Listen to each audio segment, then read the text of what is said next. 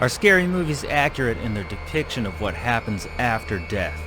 We are discussing spiritual themes that we see in the 1982 film Poltergeist. What is the beast? Ghost or demon? Do people really get lost in between heaven and hell after they die? Is there really a waiting period? Are there portals to another dimension or anything like that in the Bible? We're going to find out. So stay tuned for our 3-part discussion on the film Poltergeist. Hey everybody, welcome to Movies Are Spiritual. I'm sitting here with Doug and Drew, and today we are talking about Poltergeist, the 1982 movie directed by Tobe Hooper. So first off, I was wondering what your experience with this movie was. How did you guys first see this movie? TV. Were you young? Yes. Or an adult? Yeah. I remember it being on TV a couple of times when I was little, and I don't think I really watched it. I knew of, the scene of her staring at a TV and her saying, they're here, which is, the famous thing that she said. I remember my mom saying she saw it in the movie theater and it completely freaked her out. So if it was on TV, it probably didn't stay on our TV for very long if my mom was around, because she didn't really, she was scared to death. But it was, you could catch it late night on some USA Network or something like that would show it. And I think that's where I first probably saw it. And I was probably 9 or 10, probably the first time I sat down and watched it. And again, it was on TV. So, I don't know how much editing they had to do, but different than seeing it uncut. So in 1982, when this was on TV, did it have the face rotting scene? And did this movie terrify you? Oh, yeah. I was going to say this. It's probably one of my earliest memories of a good horror movie. I remember seeing a horror movie just kind of faint things here and there. I remember that. I remember Phantasm, maybe The Omen. Those are the first 3 I remember seeing, not at a very young age, but probably around 11 or 12.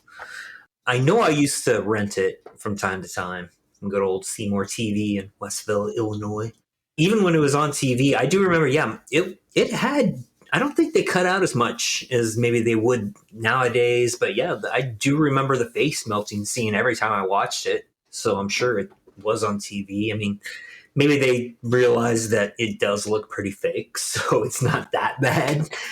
And it is a dream and everything. So I was scared, but I liked the fright. I don't know. There's something weird with me when I was a kid. It kind of grew with me as an adult, but I really love horror movies.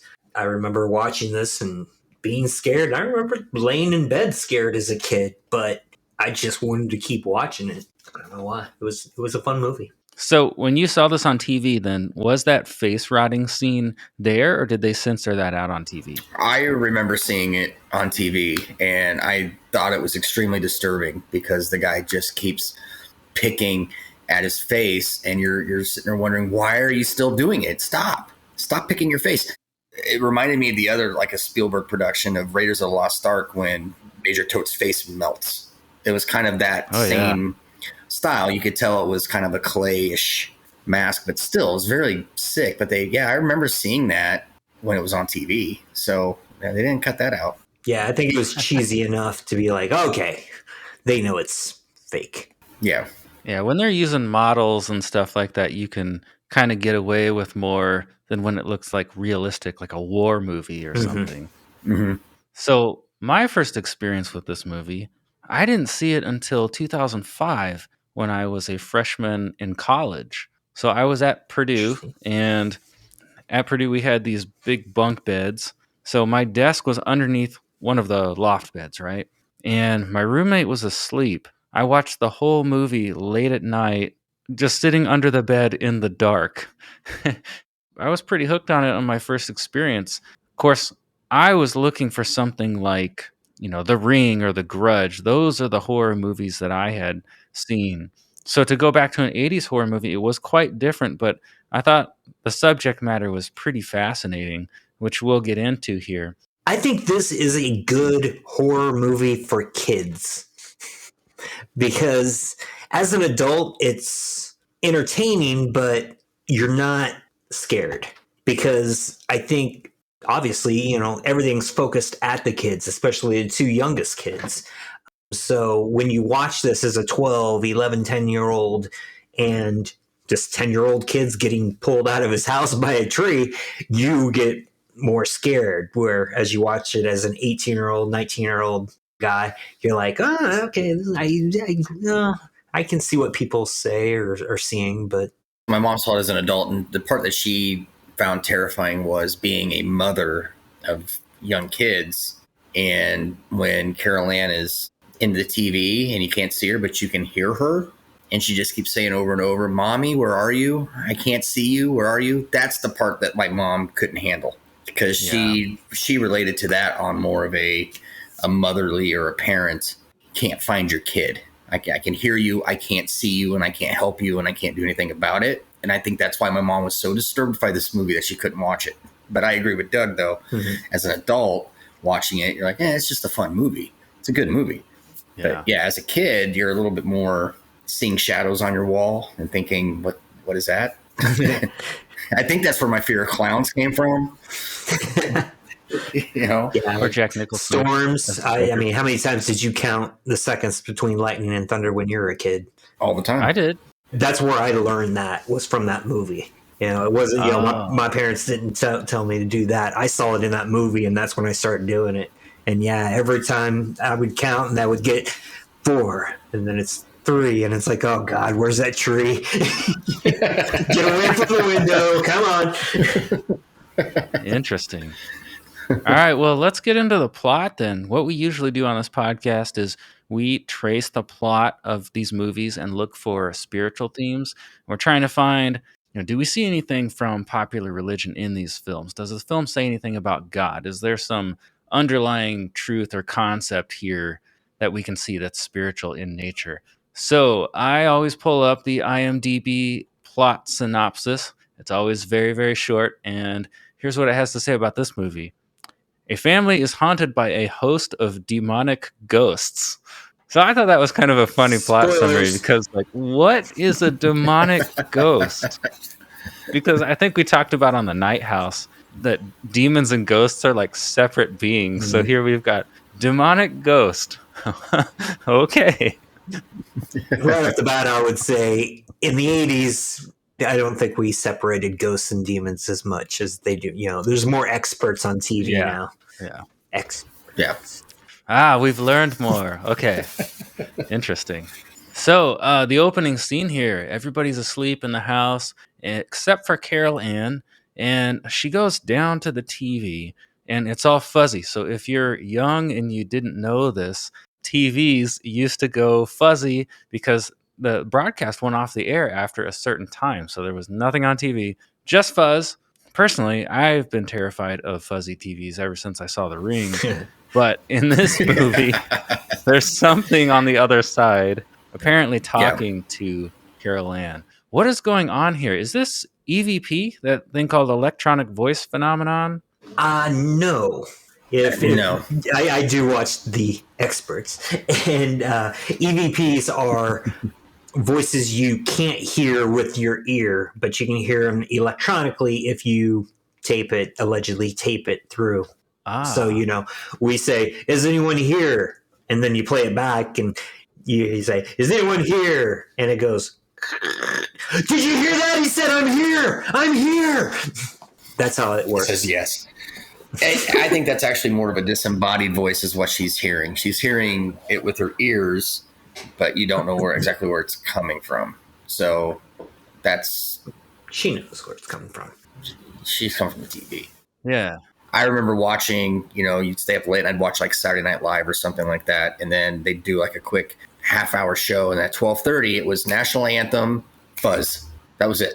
And there were times where even after that National Anthem, if I was still up and the fuzz come on, I'd sit there and stare at it like, am I going to hear something? After seeing Poltergeist, it's like, is this, what happens? Like, how long does this go on? I forgot this is how the movie started, and I'll say, dude, I got some really deep feels and nostalgia when that hit, because I do remember that if you saw the National Anthem and that thing go to fuzz, it's like you did it. You closed down the TV for that day. It was because at a young age, I mean, you get tired at 11 o'clock, 11:30, midnight, and it's like, oh my God, half hour. half hour, and you see that buzz, and it's like, yes, and then you pass out right there on the living room floor. Then you know it's time to go to bed because there is nothing else on. Yeah. Unless you had cable, you might be able to go to like MTV and watch MTV. No, I think MTV may have shut down too. I don't even know. I know it was mostly like CBS, NBC, you know, the basic local networks that you'd get. Done. Yep. So it's bedtime or play Nintendo. I mean, dude, when we were really young, that's all you had. MTV didn't come out until 84, so I was 9 before we had MTV. Yeah, it was nothing was on after 12:30. Yeah, I can barely remember that, but I do remember when I was a young kid, and I'd go to my friend's house for a sleepover or something, and we'd be playing with Batman figures and watching TV, and then all of a sudden, fuzz. So I can remember this, but just barely, you know? So one thing that I thought about, we have this voice coming from the spirit realm here. You know, we talked a few episodes back about like the Garden of Eden being this place where the physical world and the spiritual world were once like overlapping. Early Jewish religion, that was the concept and the origins of Christianity. So the idea is that after Adam and Eve were banished from the Garden of Eden, those two worlds, the physical and the spiritual world, they're kind of split apart, kind of like Legend of Zelda: Link to the Past or The Matrix or something. So they're two separate worlds, but occasionally you see glimpses of that spiritual world in this world. So this is one of those rare glimpses. She sees something from beyond death, from the other side. I don't want to get too deep into it because you find out exactly what's happening. Eventually, we find out that it's targeting Carol Ann. You know, it's not just a random thing. So, well, that is a question I had at this point. Is that a ghost reaching out to her, or is it the beast? Because we're going to find out there's multiple entities on the other side later. So at this point in the movie, who is reaching out to Carol Ann? Which being is this? The beast. I think it's the beast manipulating her. And they actually will say that later, that he is trying to get her to trust him by being nice, being friendly, and then get her, and then eventually start manipulating. So I'm believing that's the beast who makes the first contact. Okay. And right off the bat, I mean, I think that's a very non-religious way to just represent Satan. If you want to bring in the Bible and stuff like that, you know, it tries to be your friend. The beast was actually talking with the child's voice to Caroline. Yeah, it was appearing as a child or something to get her comfortable. Yeah. Just like, you know, the Bible says Satan will do. He'll tempt you with what you want or what you feel is right. And for Caroline, it was another kid her age. So it's like, hey, yeah, let's talk. Oh, she must not liked her brother very much. Huh? I think they got along all right, but I'm just another kid. Well, what about this family here? This is a typical suburban middle-class family, you know, kind of living the American dream or something. Do you think there's a reason that the film writers wrote this as the family we're watching? Like, is there a subtext to this film? What are they trying to tell us by depicting this family as the haunted family? I think basically that could have just been like a typical suburban family at the time. You know, you had the stay-at-home mom raising kids. You know, I mean, if you think about it, they got the kids, they've got a nice house, they've got the dog, they've got, I mean, it's basically what they always said, you know, the family lifestyle should be like. Yeah, he's a realtor. He works for the company that's building all these houses in this suburban neighborhood. So he's got a good job. And I think it's just, this is the typical American family of 1982. And I think that's why they went with that. I mean, they weren't rich. They weren't poor. They were middle-class family. And right off the bat, that can relate to, 70% of America, probably more at that time. Yeah. That pulls in a big crew right there. And another one, I don't know if this is something they were thinking about too, but when you have, you know, a movie that's going to be taking place where it's got the supernatural events going on and putting it with the typical American middle-class family, it's kind of a way of showing that this could happen to anybody. It doesn't have to be the horror family that's normally in horror movies. Usually when you have a horror movie and it's with a family, there's always some kind of a problem going on within the family. I think of Amityville Horror, there was an issue the issue with that would being it's a newly married couple and the guy has stepkids now and they're building a home for the first time.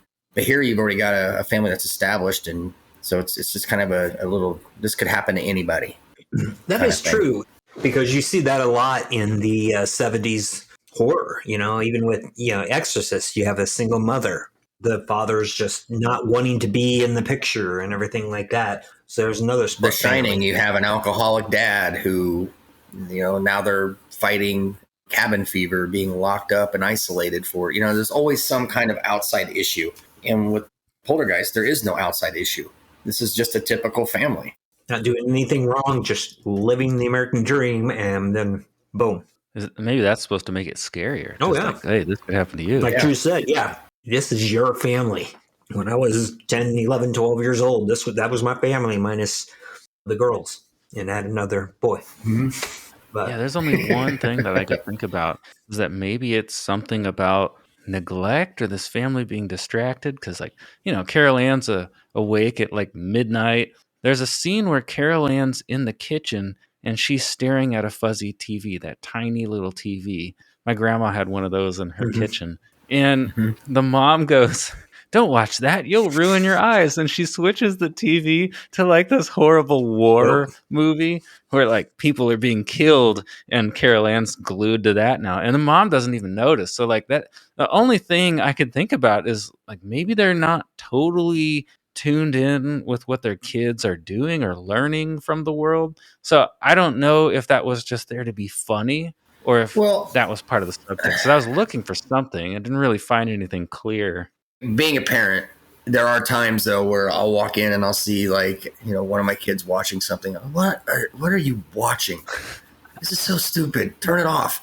And I'll just turn it to another channel and then forget about what now I have no idea what they're watching because I just walked out of the room. So I can kind of relate with her going, why are you staring at this fuzzy TV? Just turn it to something. So, I mean, that happens. I don't know if there's any disconnect between the parents and their kids so much. Yeah. I think it's just her doing her thing. This is what I thought you were going to go to, is the time frame is a little bit different than today, even different than it was in the 90s and the 2000s. I mean, I don't want this to sound bad or anything, and it was more one parent than the other, but I watched a lot of stuff like that as a kid. I saw war movies as a kid. I saw Rambo when I was 8 years old, and him blowing people up and everything like that. It was just, parents would be like, hey, yeah, watch this. By the way, it's a movie. It's fake. This is make-believe. And that's how, we didn't even have PG-13 until I was like 12 years old. Yeah. So the first time I saw The Shining was on TV with my parents. Mm-hmm. That's how I watched it. Which, real quick, the movie that you referenced that she turns it to a war movie, that movie is called A Guy Named Joe, starring Spencer Tracy, who happens in that movie plays a guardian angel. Huh. Ooh, way to go, Steve. Good find. Mm-hmm. Steven Spielberg, he put in a cool little thing there. To catch that, you would have to be deep into movies, because I've never heard of that movie. I know who Spencer Tracy is, but I happened just to come across that when I was doing a little research on Poltergeist. It says that a real quick shot of a movie called A Guy Named Joe, which the movie Always, you guys know that by Spielberg? Yep. It's a remake. It's a remake of A Guy Called Joe. Oh, really? Okay. Yeah. They just kind of update it. But yeah, Spencer Tracy plays a guardian angel in that movie. Interesting. I really like that because, nowadays that's all Marvel does, is if you go through, they just throw little Easter eggs in there like that. You really didn't hear about that back in those days, but to hear that now, it's like, okay, that's really cool. That is pretty cool. I actually think that might be connected to the climax of the film, so we'll have to bring that back up towards the end. Okay. All right, so now we get to see a little bit of poltergeist activity because Carol Ann is drawn to the TV again on night 2. A ghostly hand emerges from the TV. There's an earthquake, and that's when Carol Ann says the famous line, "They're here." They're here. So she's implying that the ghosts have crossed over into the house. Then we see these kitchen chairs moving the next day in the kitchen, and they stack up on the table and everybody's backs turned to them. So the poltergeist is starting to reveal itself. So I did a little bit of homework on what is a poltergeist. And I mean, no, they tell us a little bit in the movie, but they say basically a mischievous ghost held responsible for noises and unexplained rappings. So I actually looked up in the Most rap songs are unexplainable to me. Yeah. made by poltergeists. In Merriam-Webster dictionary, when I looked up the definition of poltergeist, it had this little "Did you know" section, and it said this. It says one of the tricks of a poltergeist is to make knocking noises. So it will come as no surprise that when we learn that the word poltergeist literally translates from German as knocking spirit. The German verb poltern means to knock, and Geist is the German word for spirit. I didn't know that. Knocking spirit. Yeah. It says the English word ghost is also related.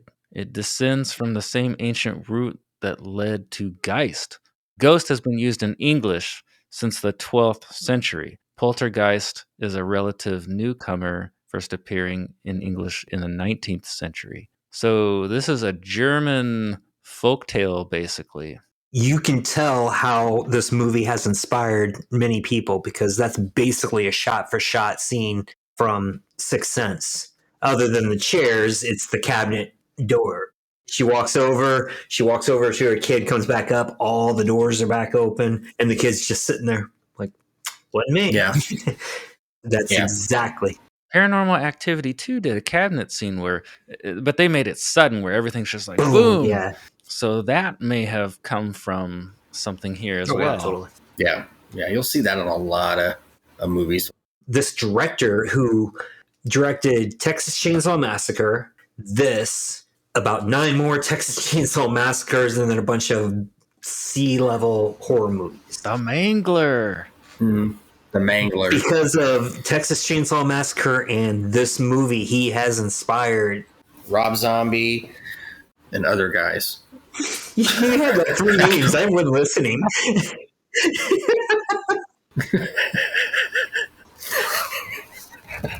He never stopped. This is quality stuff, dude. Trust me. This is what's going to take us viral. All right. He influenced Wes Craven. There you go. Nightmare on Elm Street. There we go.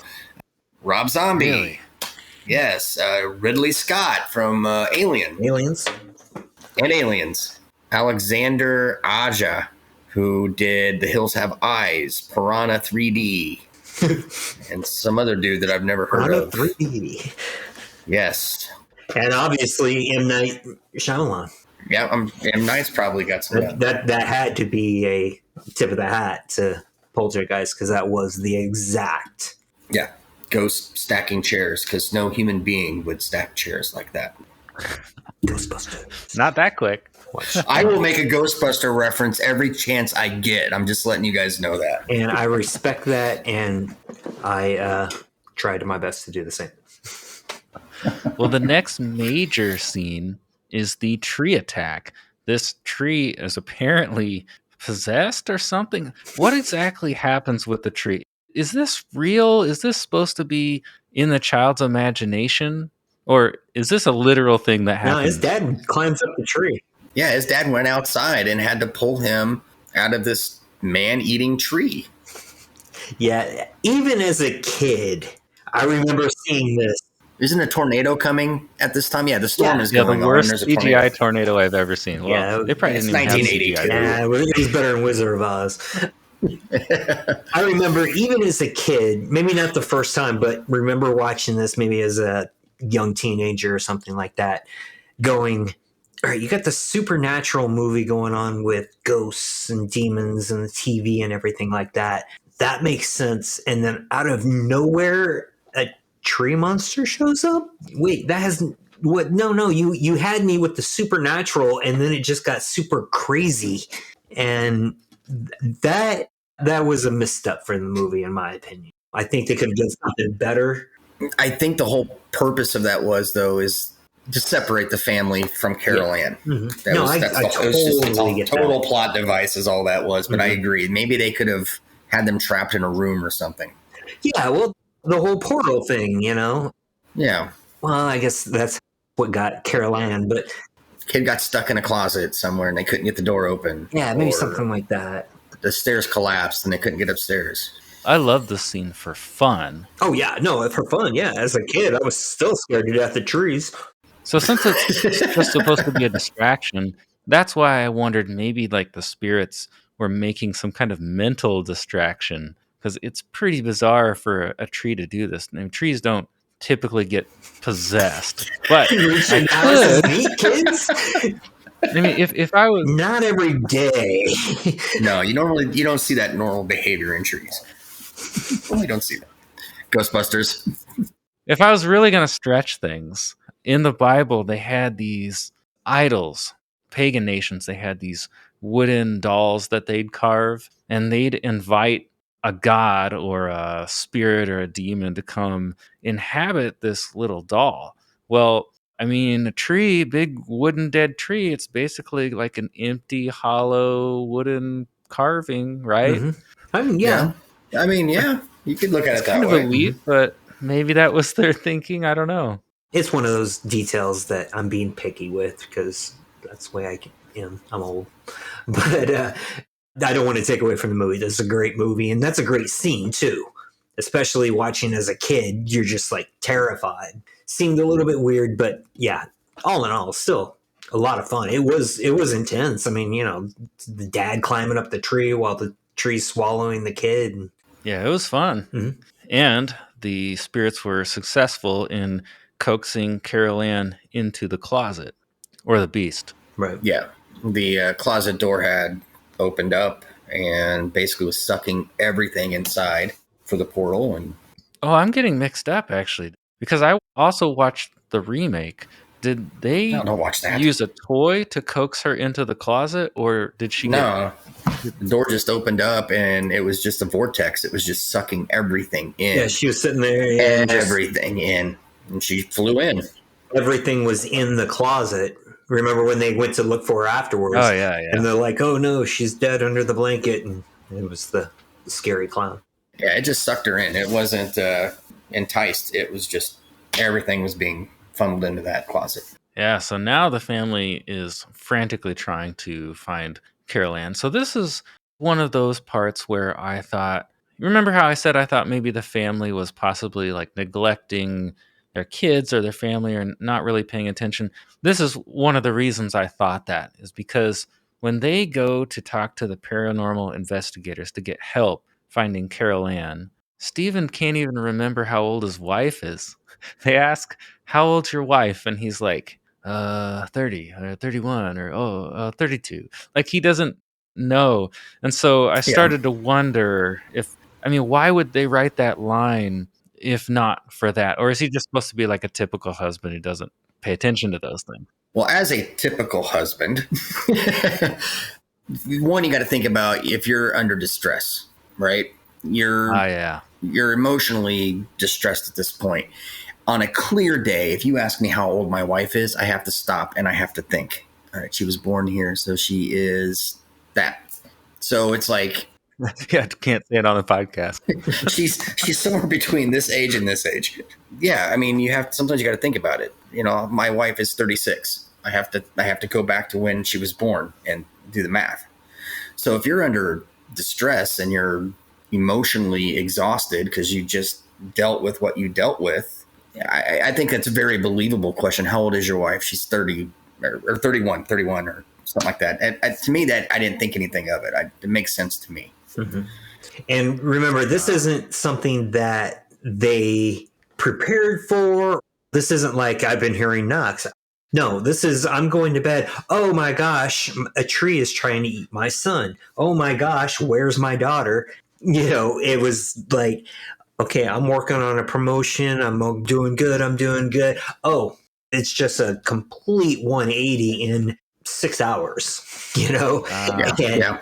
I totally get that. Yeah, that makes sense. Before you said that, I was thinking, well, maybe he was pursuing this promotion at work so hard that he wasn't necessarily available for the family. And now I can't tell, because you're right. People in trauma, they can't think straight. They can't recall. When I get too busy, I can't remember people's names that I should remember. Yeah. I have that on a normal day. I don't need stress for that. Isn't that right, Kyle? Champ. Just call him Champ. Yep. Slugger. Buddy. To me, they just seem like a very happy family. Which, to add to the spiritualism of that, that's awesome. You got a happy family. You got a father and a mother who love each other, who are together. That is something you don't see a lot, because in movies you need something to add to the story. And if you put a little trauma or a little separation of the family, stuff like that, it adds to the story. And I understand why they do that, but at the same point, it's nice to have that solid family, the family that sticks together no matter what. Yeah. It is cool to see a family struggle as a unit, because they Yeah. share this struggle, and that's what's kind of cool. I think they're a very happy family. And I just remembered this too, that I was reading, and I actually noticed this in their bedroom at the beginning of the movie when they're going through. They don't really say it in the movie about their spirituality, but I think they have some, because there's a picture on her wall in the bedroom. It's a framed picture of an angel. So I'm assuming that they have faith, even though it's not really overly discussed in the movie, but they have stuff like that hanging on their wall. Yeah, I think when it comes to the family, it is a strong family and everything, but they are a very liberal family. When they started smoking weed, nothing like that. I'm not saying this in a negative way by any means. They're just really relaxed and laid back. In 1982, what would they have been telling the initial viewers with that scene? Like today, that looks a lot different than it did in 1982. So what was the message to the audience at that time? I think they were trying to portray that they are a very open family. When their daughter does disappear, 99% of the people, the first call they make is 911. And this family went through all this trauma, and they don't want anyone to know about it. They know that something's weird. That is a thing in horror movies you see a lot. It's obvious something happened, yet the family doesn't believe it. Oh, that can't be. It's not this, and everything like that. Again, this is something they did a little bit different with this movie. Is it happened, and the whole family was like, "It's real. It happened. Let's keep this quiet. Let's bring in experts." Please can't help us on this.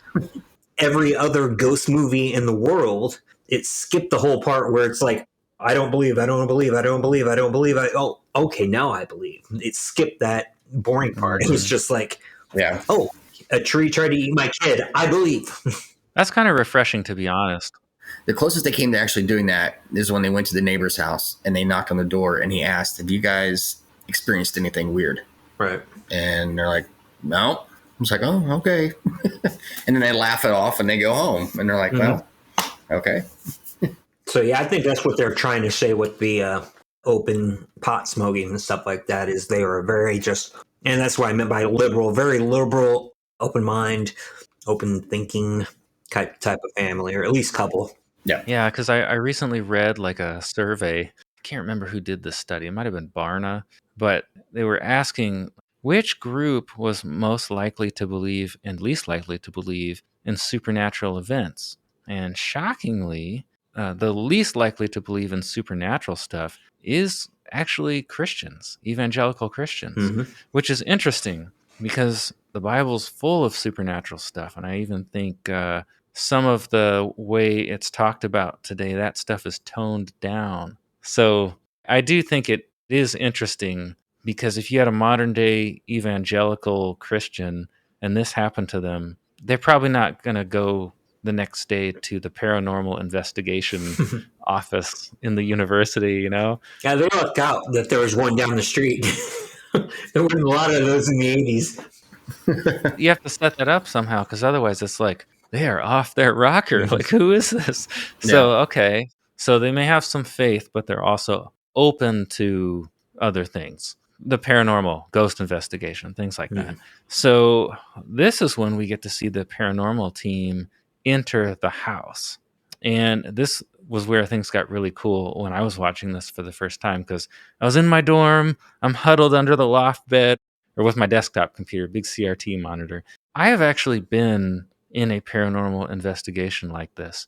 Have you guys ever seen anything like this? Like, What do you I mean? mean, like, Like what happens in the movie when they come over with all their equipment? Oh, no, Drew and I do this all the time. Doug and I have done this a lot. We do this at least almost once a year. I've got a go bag 50 feet away from me that has recorders, cameras, temperature things, everything like that.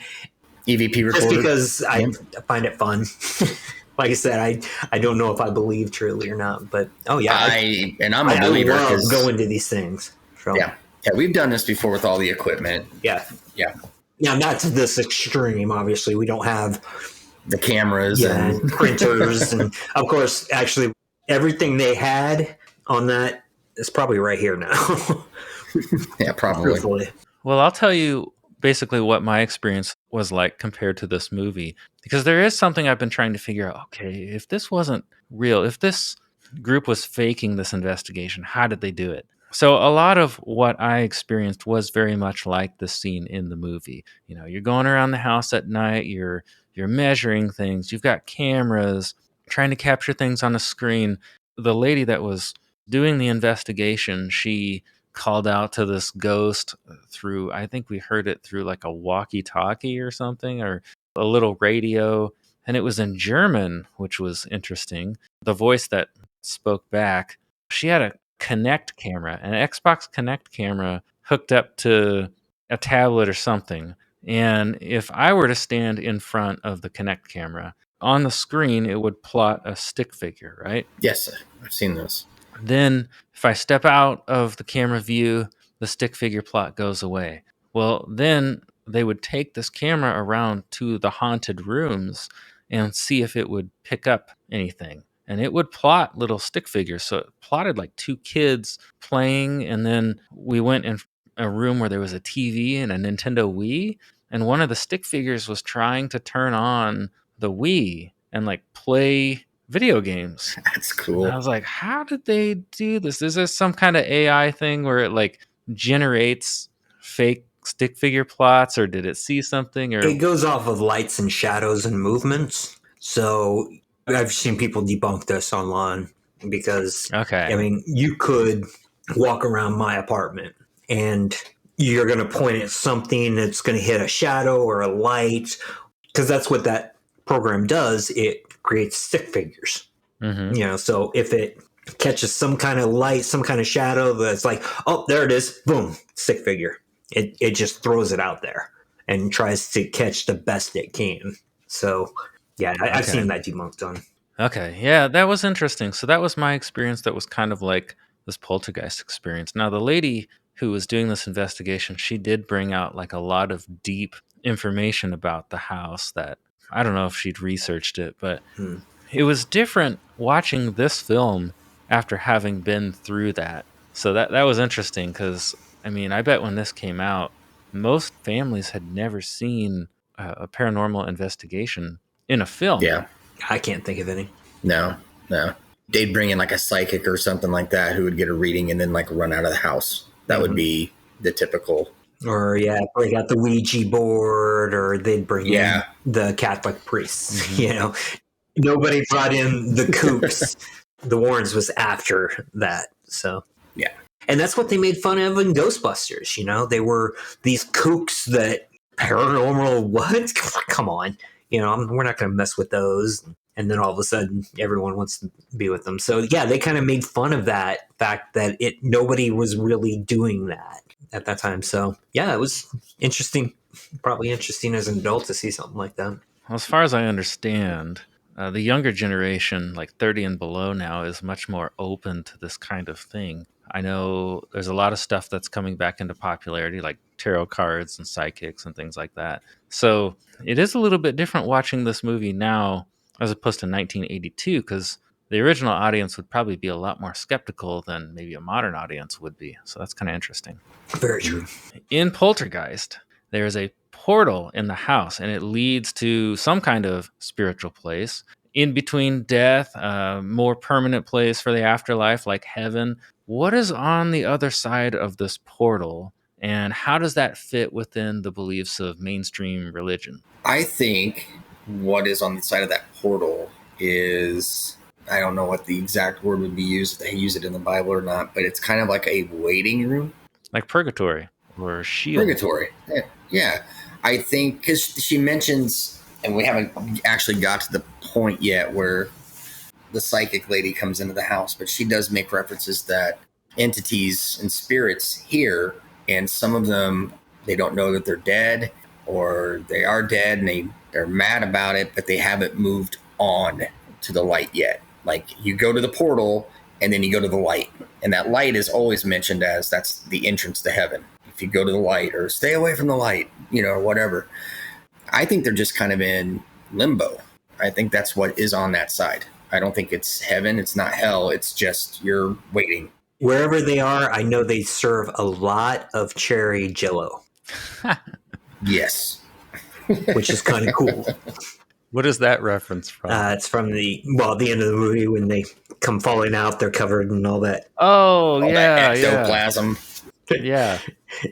Gelatin. So this is a really interesting point because typically in traditional Christianity, the thought is that when a person dies, they go straight to heaven or hell. But when I was researching, because I'm kind of a theology nerd, in Judaism, they didn't necessarily think that. Old Testament period, there was this place called Sheol. Everybody went there, right? It's just a holding tank or a waiting period, kind of like maybe the other side of this portal. It wasn't exactly like purgatory because you're not like serving a particular time or trying to pay for something you've done, but it was just everybody goes here until later. So post Jesus, after Jesus died and was resurrected, that's when Sheol was gone. People started to believe you go straight to be with God or go to hell, right? So things changed at that point. There was, in ancient Judaism, a belief that when a person died, maybe they could run from the next life. Like maybe they didn't want to go there and they believed they were supposed to get like an escort, like an angel was going to take them to wherever they were supposed to go next. And they didn't want to go there because they thought they were going to go someplace bad, so they would run.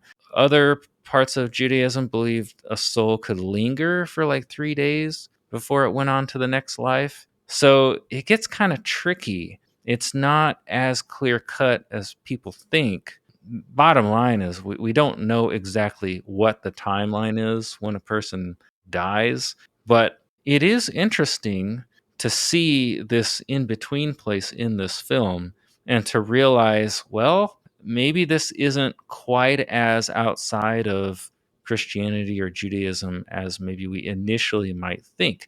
Because you know how Tangina comes in later and she says, hey, I'm going to ask you to do everything I say, even if it contradicts your Christian beliefs. And I'm sitting here scratching my head like, well, does it really contradict Christianity? I'm not sure because, I can see ways that maybe this place is like Sheol or purgatory or just that place that you travel through on your way to heaven or hell. Yeah, I don't know. There's so many different stories and everything. And truthfully, I thought I'm not as much as into theology as you are, but I always thought in Christianity, when we die, we actually go to paradise, which is a holding place before we go to heaven after the end of days or whatever. Is that what's explained in the Bible? Yes. So I think it's tricky when they say heaven because sometimes they're referring to the future heaven and sometimes they're referring to paradise. Okay, like you gotcha. say. So I think, first century Christians would have believed that when you die, you fairly quickly go straight to be with God. Pretty quickly, like you're on your way to be with God. And when this future new earth, which we probably think of as heaven, comes, the new Eden, well, I think that's actually the earth being remade. So we're back here or someplace like it or something. I hope someplace like it. I've been here. New improved version. We're going to be on the Death Star. There you go. So yes, that's correct. Okay, cool. I always thought after hearing some of these stories, like, okay, I get the general idea in Christianity and Judaism of what happens when you die, but, is there just a little bit of wiggle room for something like what's in this film? Like, I don't know that I would think a person gets permanently lost, but maybe you wander around for a little bit. Like, I mean, people say they see ghosts. What is that? Is that just an imprint left over, or Energy or The way I see this, and this again, this is just my personal belief, is when you die, your soul leaves your body. I don't think God would be that kind of devious to put you somewhere and be like, now wait, and then we'll see. And it's like, okay, now I'm stuck between heaven and hell, and I don't know where I'm going. Wait, what? Mhm. I don't think God would do that personally. It just doesn't yeah. feel right to me. Now, there may be something else to it, and maybe we'll get up there and we'll wait 3 days, and then we'll finally get to heaven. God will be like, man, they translated my Bible all wrong. I totally explained everything right here in part 2. And it's not called Exodus. I called it Bob. I don't know who called it Exodus. But yeah, it says right here, when you die, you're going to wait for 3 days. We got to process, a few shots and everything like that. But you're fine. Don't worry about it. Yeah. So who knows? But yeah, it just seems like that's something that God wouldn't put you through. Yeah, I'm not particularly worried about it, like the logistics of it. But yeah, at the same point, you never know. We've talked about the whole spirit thing in past videos. And like I said, I believe people are seeing stuff. I haven't experienced anything. And it seems more logical to me that people can just be so scared or be so. And Drew, I hope I'm wrong, because I'm not saying this to put you down, but Oh, I know. you grow up in a house like Drew did that your parents say, hey, there's a ghost here or something weird happened. And your mind immediately goes to that. And then it can make more things happen. And whether you think it happened or, you see somebody walk by, and that's where I go. I could be wrong. Someday we'll be at a place doing an investigation. Ghost will walk up and be like, what's up? And I'll be like, I'm hey, hoping for that. I I'm am waiting too. for us to do that, and I I am want too. like a ghost to jump on your bed or something like that when you're sleeping. That's what I'm hoping for. I'll take it. But We'll take yeah, it. I mean, and I understand it. In not experiencing something, I could totally understand your skeptic. I probably would be the same way had I not had the experiences that I've had. I've seen my uncle, and I know clear as day I saw my uncle. I mean, I saw facial features. I saw everything. But again, yeah, I completely understand. If you haven't experienced it, then it's one of those where the seeing is believing, Right. Thing. So basically, when it comes down to it, this movie's more fiction for me, where with Drew, it's something that could be a possibility, minus the tree. minus the tree. Or getting sucked into a TV. I don't know if I believe in all that stuff. Maybe But getting strangled by a clown puppet. I believe Actually, that Drew 100%. would be scared to death of that, yeah. That thing wouldn't even be in my house. I'm somewhat intrigued by this movie's portrayal here, because the idea of a portal, I mean, in Genesis, when Adam and Eve get kicked out of Eden, there's a portal there, and there's some kind of like cherubim or angel figure guarding it with a flaming sword. But there is this idea of a portal. So the idea of a portal is not that crazy in terms of the Bible. So I thought that was interesting. Now, Tangina's going to say that the spirits are attracted to Carol Ann's life force. She's the only living being in the portal. So that's quite fascinating. Like, you've got someone from the physical world has now crossed over into the spirit world. You've got precedents for that in the Bible too. You've got Enoch and Elijah are two people who were carried off to heaven without dying. Like, their physical bodies, in the Bible, it says they were carried off to heaven. So you've got some precedents for something like that. Why do you think the spirits are attracted to Carol Ann's life force? Like, what's the deal with that? I think they're attracted to her because of innocence. I think her just being a little girl and or even just any little child. She's the youngest one in there. One, if it's the beast who is after her, she'd be probably the most likely to follow. She'd probably be the easiest one to influence because she has that innocence about her, you know? And I think that's why adults have baggage and aren't going to be as trusting, and, they're going to ask the questions and stuff. And she just went right with it. Like I said, it was talking to her in a child's voice to influence her. Mm-hmm. So I think that's what it was. Stay tuned for part 2 of our discussion on Poltergeist and its spiritual themes. If you enjoyed this video, like this video and subscribe to this channel. Leave a comment. That will help us build this channel and continue to make more videos and podcasts on spiritual themes in movies. I'll see you later. Thanks for watching.